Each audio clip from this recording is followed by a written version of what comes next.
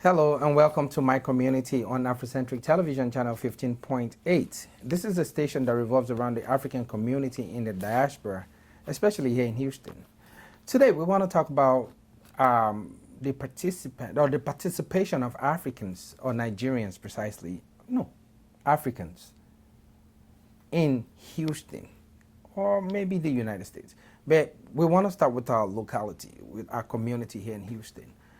I learned recently that some of our kinsmen, I would say, they are running for office, which is something we'll be advocating for a long time now. We need to start making our numbers count. We have a large community here in Houston and in other parts of the United States, like Maryland, like New York, New Jersey, Chicago, and other cities like that, Atlanta. But we are still not making so much impact as much as we should because of the numbers that we have in those regions. So to talk about this, we invited two of our friends. They are friends to the studio, and they are big brothers. They support us in everything we do. Professor Omar Sagi is university professor. He taught African history in North America, both in the United States and Canada. And also I say Dr. Dr. Adobo. And he is the co-publisher of Christian Herald and also the CEO of a communications company here in Houston. So welcome to my community, gentlemen. Thank you. You've always said something that I admire. There's strength in numbers, right? In Houston, it's called the most diverse community, or yes, One of the city. most diverse cities In the United States. I'm just going to focus on the United States right now, but it is the most in the United States. However, we have a huge number of Africans here in Houston. If you look at Bel Air and the southwestern part of it cut across even all to the Heights. We have predominantly, I would say, the Asian community and businesses all over. In Houston, Nigerians are doing well in their own little space, but I don't think we are doing as much as we should. There are policies that will be made that affect our livelihoods, the way we live, the way we do everything, and it starts with our little communities. We have different counties and we belong to different counties. Everywhere is an hour away from everywhere in Houston area. You may be living in Cypress. For you to get to Missouri City, it might take you an hour. It's all in the greater Houston region. So in order to make policies that would enhance or that would showcase what we truly are made of, some Nigerians jumped into that space, that political space, to engage in politics, to make policies and to make changes that would affect their immediate community and also maybe benefits us as Africans. One in the Missouri City area of Houston, and another one in Fort Bend County area of Houston by the name Kunle Legbede in Fort Bend, and also in Missouri City is Steve Okoroha, and also there's a gentleman, I forgot his name already. He's running for the district judge, and they came out funny enough this time, and I think I personally, again it's a personal opinion, I think it is about time that we stepped out to be a part of the change that we want or that we expect in the Houston area. What do you think about our people here in the community in Houston area? I'll start with you. Well, like you just said, maybe about time, but I hope that they are not coming out with the sole purpose of thinking that it's to benefit their own no, ancestral community. No, Let me put it that way. That's not because why. then they will fail woefully. Oh, woefully. Because, the essence of politics or the essence of leadership is to take control or move a people forward. And the people in this situation is a group of various types of backgrounds and all that. So if that is what they're doing, that is great. And like I said, it's about time. Why do I say it's about time? You see, we come from a culture, and especially we Nigerians, we come from a Nigerian culture that has really not been dominated by party or politics in particular. Because really, most of us grew up under severe military administrations and all that. So we're not used to how to build political mileage or lineage from the ground. So it is probably new to many of us here that you can actually throw your heart in a ring and say, I want to do this by going to canvass for votes. It is not something we're used to. So, and that's why I said about time. So it is taking time. It is still not something that I personally would do, because there's still a discomfort. I mean, we've talked about it at times, when you hear about elections in Nigeria from our culture, we say, do those votes, do they really count those votes out there? And all that. Of course, we know they count the votes here. But like I said, it's something that you have to build up gradually. So really about time. And I wish them luck, because, it would be really good to hear the name of a Nigerian sounding name as a district judge in one of those places. It would be something that you really kind of appreciate. Right. Yeah. Mr. Edebo. I agree with the Prof. It's about time, and we have not tried enough to take advantage of the assets that we have, numbers. And we know that numbers can affect your politics, business, everything, and we have the numbers. I think it's, when you put it in historical perspective, we are from a culture where we don't think much of politics other than just to enrich myself, which is not the case here. You are here to really change lives. Here, you go into politics because you see something in the society you want to change. Or you want to improve. Influencing. So it's important, but I am afraid that even here, some of these things we don't approach it the way we should as Nigerians. We'll still see that candidate as an Igbo person, or Yoruba, and that will not help us. That will not help us at all. So I am hoping that we will see. I disagree with Prof. As a Nigerian judge, even though you are not, human beings, if a case comes before your court and his name is Nosa Edebo, you know that definitely that is not an American name, and you are a Nigerian, you may tend to pay more attention to it and not just discount it the way the other judge that may have discounted it. So I do believe that we need to start getting into these areas, Isn't that what with the curve, the not-so curve? It could be something like that, because I was going to say that. I mean, I've had students that, where I would teach, and then, of course, I look through my roster and, and I see, and I recognize a name, I mean, a Yoruba, Igbo, or, whatever, but a Nigerian that I recognize. It's not an issue of maybe a preferential treatment or anything, but maybe I would look out more for that student. Maybe I would, maybe in grading papers or something, and I see, this is a slight flaw here that maybe just a little bit more time she would have done better, or a little more advice, I would dish that out. That's because we have the same background, which is ancestral.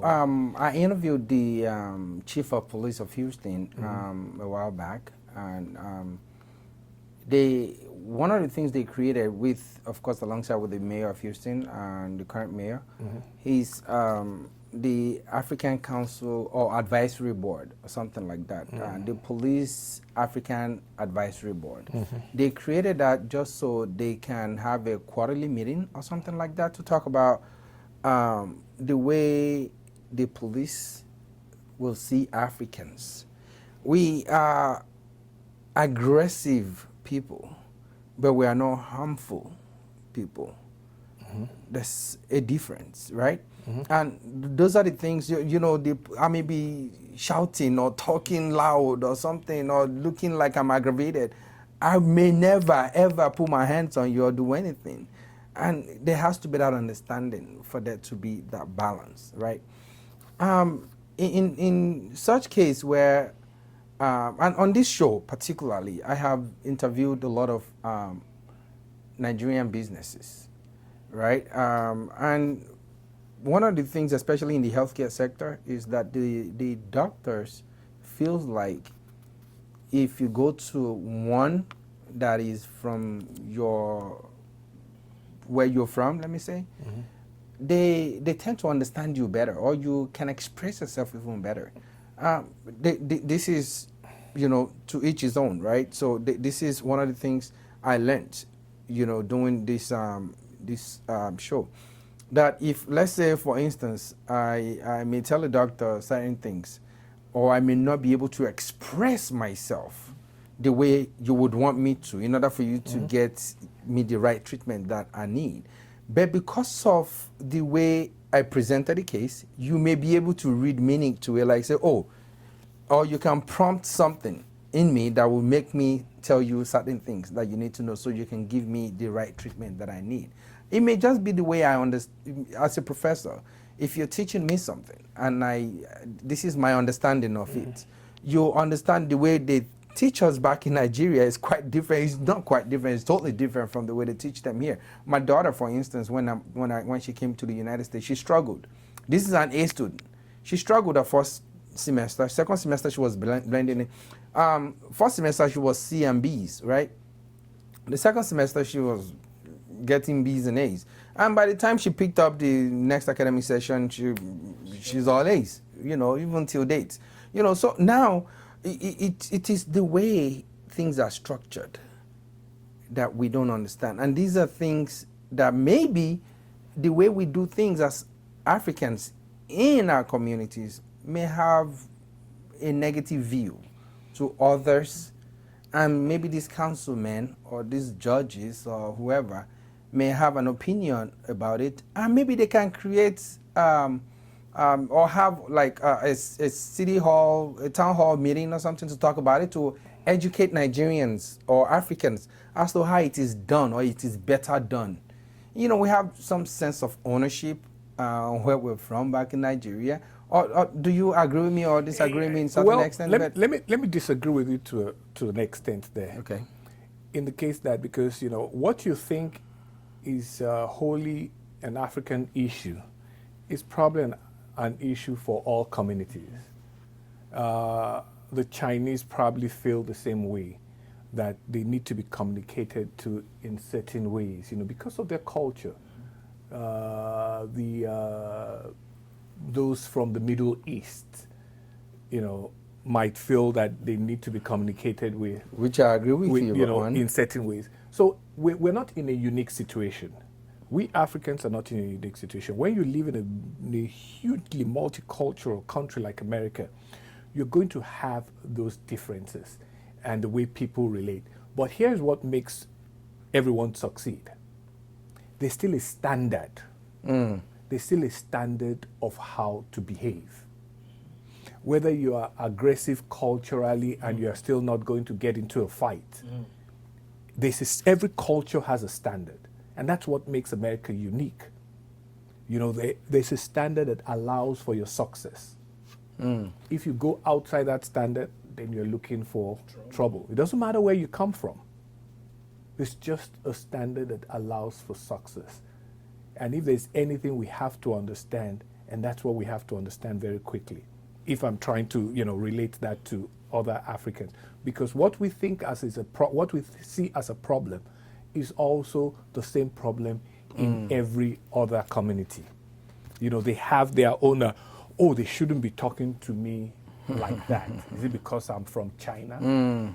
You understand? But I guess that's why the president of that advisory board, that's why they took the initiative to come to the City of Houston Police Department to say, hey, we need to be able to work with you so you can better advise us, so we can advise our, we have a standard, but then under that standard, people make mistakes. Oh, yeah. And so let's better educate our people. So now they come back to the community to try to, make it, something that their community can understand, that, there's a standard. They're not going to bend on it. You have to be the one that will live up to it. And that's basically what it is. So now I want to talk about businesses here in the United States.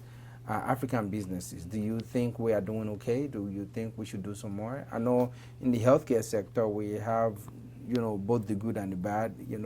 The good ones, the bad ones are giving the good ones bad names. When you talk about home health, when you talk about clinics, dental spa, places like that. Nigerians own a lot of these places also. Talk about grocery stores, talk about, just the small businesses that do you think we are doing okay, or you think we need to do some more? Are you counting the professional, the lawyers, the doctors? All of the above. See, I think we are very judgmental a lot of times. And we tend to just, Nigerian lawyers are bad, which is an unfair statement to make, because there are extremely good ones there, and there are some bad ones. Like and I said, I tell people is, please, let's know the bad ones so that you just don't paint all of them. The same thing with doctors. I think what really frustrates me is when I hear a lawyer say, I don't want a Nigerian client.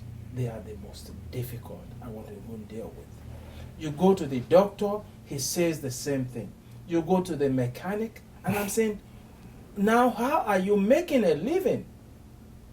I have a lawyer friend who makes his living in the Indian community. Meanwhile, when we want to do a fundraiser for our church, we don't go to the other one. We go to the Nigerian lawyer.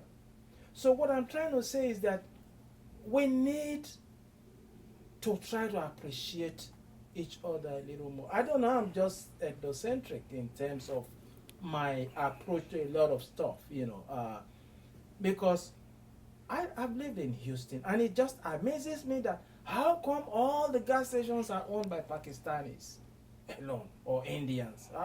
And they employ Nigerians to work on there. Yeah, so I think we need to appreciate each other more and be more tolerant and try to see how we can make this a more livable place for all of us. Well, I would jump into the issue of the gas station business. Because I happen to have taught at one time, it was almost termed black business in Chicago. And I learned a lot, understanding why some businesses work and why, again, when you look at a business like gas station ownership, in order to be successful, you basically have to limit, I don't want to say the number of people that work for you, but it has to almost be in a family structure, where a lot of people that are working for you at the early stages are basically family, not paid, or not paid standards. Now, Nigerians are not into that kind of structure here. We are only into childcare. Well, what I'm saying, in that kind of business, which is, remember that these are 24-hour businesses, and the margins are very, very little. So you have to really sit at it. The father works from there. He opens it. If it is one that is not 24 hours, he opens it at 6 o'clock in the morning. And then maybe his wife will take over from him at 11 when he has to maybe go work another job or something. Then his kids, when they get out of school, if they're in high school, they come in and fill in till 8 o'clock at night before they go home to go and do homework while he's back. They keep it in because the margins are very little. I'm not saying that Nigerians don't want to do, but that's not, you see, again, I've said it before, not all businesses can accommodate everybody. Here's one business that we tend to want to go in, which I also say, yes, we're successful. Those that are doing it are pretty successful, but we also overdo it. And that is having a grocery store. We don't have the numbers to create a whole load of grocery stores for the Nigerian community. People shouldn't forget that our style of food is very unique. It is. Even to other Africans, it's really still very unique. So you don't have a huge number to have grocery stores that are Nigerian for Nigerians. Yeah, dominated. You're going to fail. And I've seen many, many feel over the years I've been in Houston here and even in America. But it's something we like because why do we like it? It's a buy and sell. It's still a buy and sell business. We're not producing anything. You're not anymore. producing anything. You buy tomatoes, pepper, cow leg, and all that. We don't and have you to and just resell go through any process now, to do so go much. and find out those that are successful almost have started to produce Their certain things own. for themselves. Those that are becoming successful and becoming large. The likes of Bookie They're now Enterprise. cooking. Yeah, and they're now Making food. they are now making food too and all that in order to keep the numbers high. And that, you have to learn from business that, first of all, everybody can do the same thing. We're not all cut out for the same type of business. You don't go into sewing clothes because your neighbor started sewing clothes and he or she was doing Don't well. do that too. You just have to understand that it might not be for you. That is why I think many of us go into business. Because if I see Wale has a TV station, he just buys a new Mercedes, even if I First do thing not you have see the is skill the- set to do that, I'll jump in. So we are not patient enough To Many understand of us are not what from works a and what doesn't. business, No. background. We don't have it, and we tend to use other. It's like buying a house. The reason a Caucasian will buy a house, if he's still having children, will be based on the child's, the school the child will attend. District, The school yeah. district, yeah. That's probably one of the most important factors. Whereas mine is, if Wale has a house in Sugar And he's doing. I want to have a house too. move into Sugar So it's just. So let's come back to understanding this election season that we are in Houston. November is fast approaching, and Houston needs some policy changes or improve on some or ditch some if possible. The last disaster that happened in Houston was the last major one I would say was Hurricane Harvey.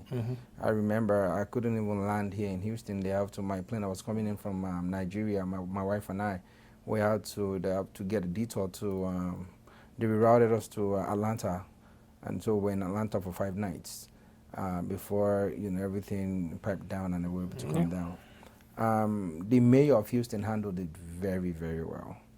He was able to keep Houston in check, keep Houston safe, and even the neighboring cities was able to accommodate them, and we were able to take care of needs as much as his capacity was able to get them. And so this election is coming. Where do you see all of these things going? Do you think there is a fair chance that he continues as a mayor, or? Yeah, look, for the voters, really, they're always going to consider, how was I affected by that natural disaster and how did the city respond? It has always been like that in small-time elections. Right, It's how, right. I mean, I remember when I was in Chicago, look, a mayor was kicked out of office because she couldn't pick up the snow at the right time, and they couldn't deal with a snowstorm. I can imagine. They couldn't deal with the snowstorm, I can and imagine. lost the next election. So these things matter. I mean, and that's why we talk about elections are good because it changes. Hey, if you did well. So will this be a referendum on the mayor and his Harvey? Harvey was 2 years ago, so that might not even really come into To play, yeah? to play anymore. But you never know. There are still some people that haven't gotten out of the issues they had with Yeah. Harvey. But I don't think that's going to be a huge, because that was 2 years ago.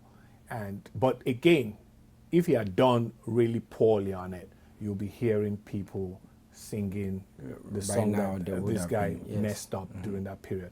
But look, for those that are going to vote in that election, they'll make up their mind on whether he comes back or not. And then about the city council, we have 2 Nigerians running, like I said earlier, and as city council from Missouri City and Fort Bend. I think it is District F here. Yeah, F, but it's in Fort Bend County, Houston. Fort Bend. It is Fort Bend, Was yes. in Fort, is there a District F in Fort Bend? It is district. Well, it's in Fort Bend. That's what I was able to gather. But I'll bring him on the show so we can talk about it some more. And what advice do y'all have for them so we can round up? My advice is that government is in charge of a lot of stuff. So it is important for us to be a part of that, or to be seen as a part of that. Because right now, you don't see any of the candidates coming to our communities to try to seek our votes. They just jump past us, and we boast that Nigerians have a number of over 250,000 citizens in Houston. So with that kind of number, you will expect people to be more interested in reaching out to our community to be able to get some votes, but that is not happening right now. So what advice do you have for them? Not much of an advice. I mean, I can't be a political consultant because really the truth about elections is that just find people to vote for you, because it boils down to numbers, which he has said. Nigeria has a pretty good, so if a Nigerian is running, he had better also be willing to entertain his own people and make sure that they're on his side. Right. Not because it's a Nigerian, but at least because what do politicians do? They promise you the things they want to do, and they promise you things that, you know, they think you need or they can offer you. So they had better go out there and talk to the Nigerian community, and, you know, and hopefully they get the support of the Nigerian community. That's the only advice I can give them. Get out there and look for your votes, because elections are about voting. Thank you so much. Well, Houston, you've heard it. It is that season, it is that time of the year where we have to select our leaders again, people that will help govern and you know, make the right policies for us. Unfortunately, we have some of our children, when I say children from Africa and from Nigeria this time running for office. So they will count on you for your support. Even I'm sure the mayor will be counting on you for your support, and whoever you vote for is your own personal opinion, right? So but again, do vote for someone, and that is one of the powers you have. That is the civic duty. You have that power to make change. If you think the person you know is not gonna, you know, do what is best for you and your community, you choose who you want to vote for, and that's your power. Until next time, please do stay out of trouble, you know, and we hope to see you soon. And don't forget to subscribe to our YouTube channel. It is Afrocentric Television. Afrocentric is with a K. And do like our page on Facebook and follow us on Instagram at Afrocentric TV. Until next time, I remain your host, Kola.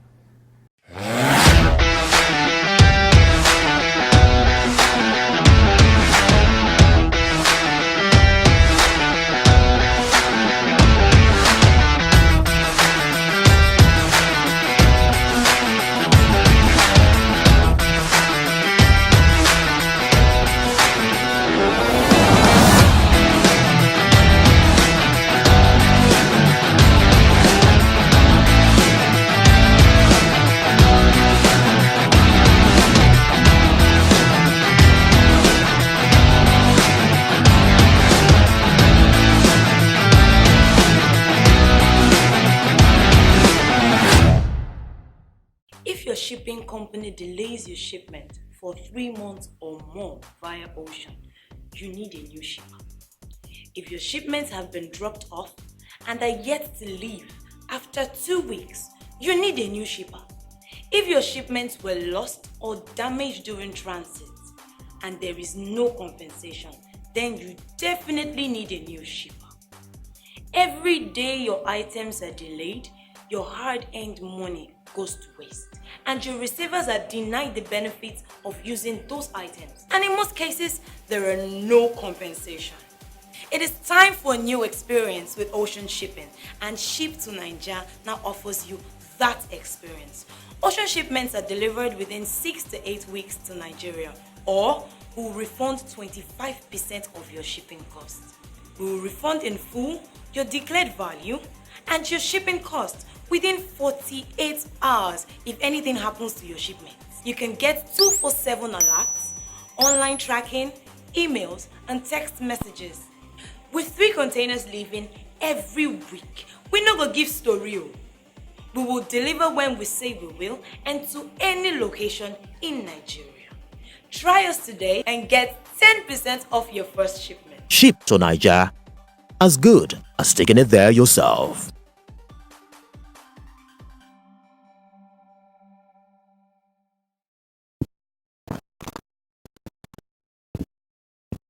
Hi, my name is DJ Mixmaster Brown, president of the PDJs, and I'm Afrocentric. Word.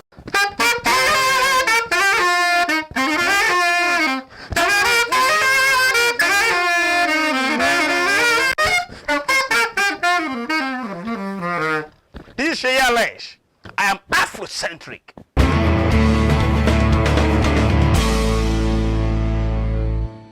Hello, sport fans. Welcome to another episode of Sport on My Community. My name is Bayonle Arashi. Excited again to come your way this wonderful week. It's been raining in Houston, and hopefully it doesn't get beyond what we will be able to handle. Really, today on the show, it's all about European football. It was match day 1 in the UEFA Champions League and Europa League this week, and of course, other leagues across Europe is still going on. The Premier League, of course, is hotting up, of course, with the Super Sunday game coming up between Chelsea and Liverpool. But of course, let me give you the stories I have today on the show from match day 1 in the UEFA Champions League. Dries Mertens' penalty and the late Fernando Llorente's goal condemned Liverpool to defeat in their Group E Champions League opener against Napoli. Of course, Belgian forward Mertens scored from the penalty spot after Liverpool defender Andy Robertson was judged to have fouled Jose Callejon in the 18-yard box. Former Tottenham Hotspur forward Llorente then capitalized on a mistake from the UEFA Player of the Year Virgil van Dijk in stoppage time to roll past Liverpool goalkeeper Adrian makes some great saves in that game, but of course it was not enough for Liverpool. Jurgen Klopp's side are the first winner of the competition to lose the opening game of the following campaign since AC Milan in 1994. Not a good way for Liverpool to start their campaign, but I think it is possible for them to still go through in that group. Of course, nobody expects anything less from Liverpool. They are the current champion. They might not be able to win it again and do just like Real Madrid did 3 and 2 seasons ago, but just maybe they might go as far as maybe the last 4 or maybe the quarterfinal stage in the Champions League. Still remaining with Premier League team, of course, Chelsea's return to the Champions League ended in a disappointment defeat as Ross Barkley missed a late penalty that ensured Valencia claimed victory at Stamford Bridge. Also on Tuesday, Frank Lampard's first game as a manager in the tournament he won as a player with Chelsea in 2012. We all remember that famous victory against Bayern Munich right there at their own stadium. Of course, turned into a night of frustration as Valencia took advantage of a slack marking at a free kick from Rodrigo, who scored in the 74th minute of that game. Chelsea really fought hard to come back to that game, but it was not enough.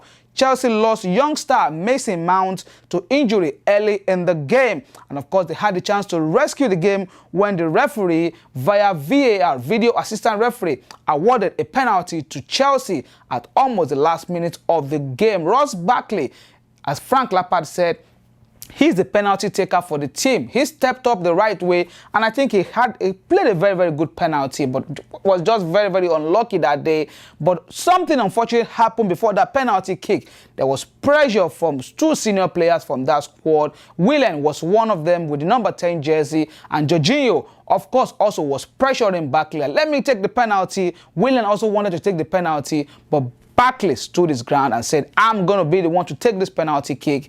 But unfortunately, he lost that penalty kick. And of course, Chelsea ended up losing the game 1-0. Still very many games to look forward to. And hopefully, if they can get up to 10, 11 or 12 points, they might be able to go all the way in the Champions League. Other results in Champions League on Tuesday night, of course, has to do with Napoli 2, Liverpool 0, as I already mentioned earlier. Red Bull Salzburg 6, Genk of Belgium 2. Inter Milan and Slavia Praha played a 1-1 draw. It took Inter Milan 92 minutes before they could equalize against Slavia Praha. Peter Olayinka, a Nigerian striker, former 36 Lions Football Club player from Lagos, scored a goal in that game for Slavia Praha in Italy. Of course, Borussia Dortmund and Barcelona. Yes, that game, they played 0-0 draw, but Borussia Dortmund really played well. Of course, Barcelona goalkeeper saved them by saving that penalty during the match. Of course, Lyon and Zenit St. Petersburg shared the spoils by playing 1-1. RB Leipzig of Germany defeated Benfica at home by 2-1. On Wednesday, of course, there were also games in the UEFA Champions League, but this particular episode of the show was recorded a day earlier. But next week, I promise I'll give you some of those results as well. And of course, one of the games on Wednesday will be Paris Saint-Germain against Real Madrid, former champions, of course, Real Madrid. And Paris Saint-Germain will be without 3 of their top strikers, Edison Cavani, Kylian Mbappe is not going to play, and of course their prodigal son himself, the Brazilian nightmare Neymar, is also not going to be available due to suspension in down. Hopefully they're able to get a result. Quickly, let me move on to another part of European tournament, of course, which has to do with second tier of it, UEFA Europa League. They will play some of those games on Thursday, and few Premier League teams are involved in that one. Manchester United will be playing in the Europa League this season. Arsenal are also in the Europa League. Wolverhampton Wanderers are also in the Europa League, and they will be playing. There will be some fixtures on Thursday, of course. Apoel will be playing against Dudelange. Of course, Karabakh against Sevilla. Sevilla are well known. They understand that tournament very well. They've won like 3 of the last 5 episodes of the UEFA Europa League. Dynamo Kiev, of course, of Ukraine, will play Malmo of Sweden. Copenhagen against Lugano. Basel against Krasnodar. But Premier League side that will be involved will be Manchester United again. They will be hosting Astana, while Wolverhampton Wanderers will be hosting FC Braga of Portugal. Like I said, next week there will be much more information about some of the result in the match day 1 of the UEFA Champions League and UEFA Europa League. Of course, I will also bring you information about the Super Sunday game between Chelsea and Liverpool. It's been 54 times that those two teams have met in the past in the Premier League. They have the same record, 14 wins together, 6 draws, and of course 14 defeats among them as well. So who will win this next game is very crucial, and that will be the person who have an edge over the other team. Till I see you guys again next week, God willing. My name is Bayo Onlearashi. Special thanks to my producer for always being there. See you guys next week, God willing. Bye-bye now.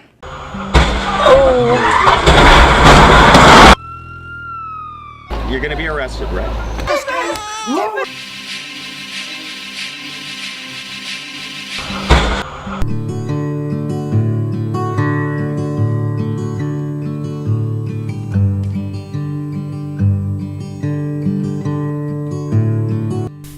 Sometimes, somewhere, somehow, someday, you'll need us.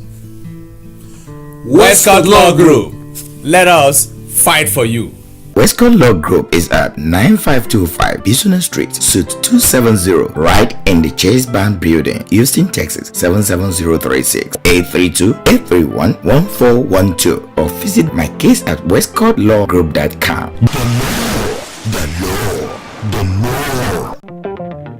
Are you looking to buy a new or pre-owned vehicle, a sedan, truck, or SUV? Sterling McCall Toyota has got your back. With over 2,000 vehicles in stock, you can get a great deal of a lifetime. Lekon Alalikon. The sales consultant will make that happen. Good or bad credit? Call 832-807-3581. With over 5 years sales experience, Lekon Alalikon will help you navigate through the complexities of buying your dream car. Full service care, 2-year free oil change and tire rotation, plus 36,000 bumper-to-bumper coverage. Just call Lekon Alalikon of Sterling McCall Toyota on 832-807-3581. Better still, come on over to Sterling McCall Toyota, 9400 Southwest Freeway, Houston, Texas 77074. Be sure to ask for Lekon Olalikon to get a special promo deal. 0% on Camry, RAV4, Highlander, and Tundra. Lekon Olalikon. 832-807-3581. Email at lagishin@sterlingmccalltoyota.com.